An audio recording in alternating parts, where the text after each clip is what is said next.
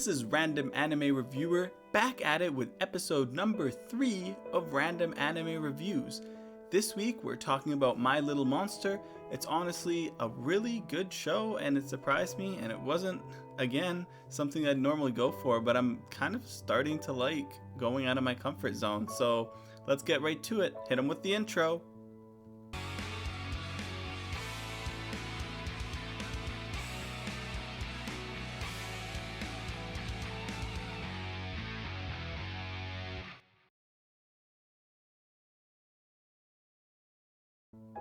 Just before we start, I'd like you guys to all smash that like button. It really goes a long way for me, and subscribe so you always know when I post a new video.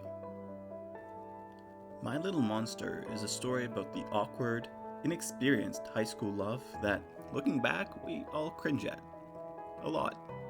It's an awesomely funny show. It hits all the cringy moments in somehow a realistic manner as far as anime is concerned. They also do quite well with the character types that they have, making the show really relatable and something that we could all find and learn something from. Let's start with the characters. First off, we have Yoshida Haru. He's just a guy who's doing what's right no matter what, and honestly, that's kind of his life motto, which doesn't go too well for him since nobody really thinks what he does is appropriate, since he usually goes too far. A social outcast who doesn't really know what true friendship is and is taken advantage of, even though he's apparently a genius. Then we have his love interest, Mizutani Shizuku, a recluse who is wholeheartedly focused on her future and her future alone, at least when we meet her. Her hard work is way up there, and out of her poor family, it's the only way out. She has set up barriers to connecting with people using her perfect future as the light at the end of the tunnel of her hard work. Then we have her friend, Natsume Asako, an airhead who really doesn't get much showtime, but plays a role in helping Shizuku and Haru's relationship develop. At first, she seems to only have a pretty face, but she reveals unconventional hardship due to the jealousy of her former friends and their societal culture.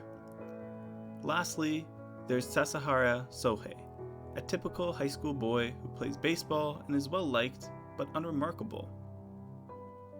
He isn't a standout person, and even though he is noticeable, he's just a super average person who feels like he isn't special enough to make the person he likes happy.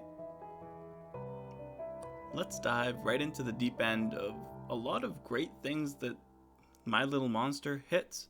So I'd start with the biggest one, and it's quite present right at the beginning, and I'm sure it's something we've all felt, which is loneliness.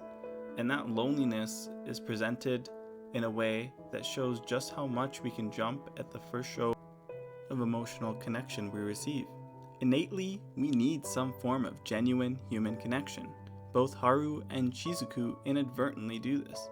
Their isolation from a lack of real connection resulted on early dependence that was less based on actually liking each other and more about feeling a connection with people outside their family. They realized this and recognized that their feelings are not quite the love they thought. However, they mature and develop genuine feelings. This is where we see just how the effects of their isolation affected them. Haru essentially bought his friends, Shizuku withdrew her emotions and focused solely on school, and even Asako, who decided that she has to start over in online chats. Their friendships, in essence, allows them to discern between platonic and romantic feelings. They never had a chance to do that before.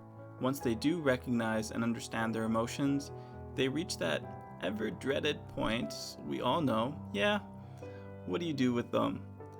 Shoot your shot? Be vulnerable, face rejection, and destroy the relationship? Or don't, stay friends, watch them love someone else, and never know if they feel the same way. This is a struggle we all might know a little too well. Sasahara portrays a more average kid who doesn't really feel special. He's cool and has friends, but just like the others, he struggles with the same problems. Except, he can't take the leap of faith, and instead watches from afar the person he likes. A great contrast to Haru, who does not have a filter. I have to mention, the way this beautiful anime portrays this conflict is amazing. All the awkward interactions, the wholesome surprises purely for liking the other person without any motivation or agenda, and even the feelings that aren't so healthy, such as the fear of abandonment and possessive behavior mostly exhibited by Haru due to a traumatic upbringing and family life. As the relationship between Haru and Shizuku gets serious, they begin to understand that they have to make compromises, not just on what they do in their free time, but their futures. Haru is clingy, to the point where Shizuku is suffocated and doesn't feel that she can adequately prepare for her goals. This is a very real conflict. Sacrifices are made in relationships, but it's important to set boundaries, which is something a lot of people struggle with, not just in romantic relationships, but all of them. As they find a balance of working towards their futures and knowing the limits of their influence on each other, it allowed a fair compromise. They realized that they are not the sole entity in each other's lives, and each of them is the center of their own, with their own separate life, goals, motivations, and desires. While this anime does tremendously well in exploring these situations, emotions, and feelings, I wish they would let the viewer make their own connection without having the characters spell it out. There are a lot of moments in My Little Monster that sadly you can make great insights, and you may realize they're worthless because it's directly stated later. By doing this, it detracts the way you can interact with the story if you were to relate it to your own life and feelings. Another weakness is that there are characters that don't actually serve a purpose, and I kid you not, they say the exact same line every single time, and they almost always appear in just the same situation. One other thing that kind of grinds my gears is that there are plot lines that are not completed at all. I believe there were plans to continue the series further in the future, so that may explain why some plot points were never resolved. That being said though, it is very, very unfortunate that they didn't really complete them, especially when one of them was such a main part of the series. Legitimately though, this anime is good. Really good. I don't have much experience in this genre of anime, but I found this to be well worth it, and found it provided more value than simply just being a funny romantic anime. There were things that I appreciated, such as the timing of reveals about the characters, making the high school love not so vain or lacking substance. Now, I definitely think this one is a solid 7, and I recommend watching it if your heart is ever confused. I think that it might just help.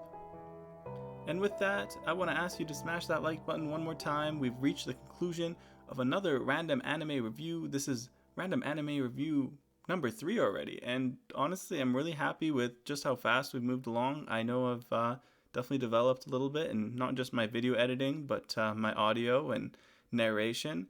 And thank you for watching. I really appreciate it. As always, this is Random Anime Reviewer signing off. Zoop!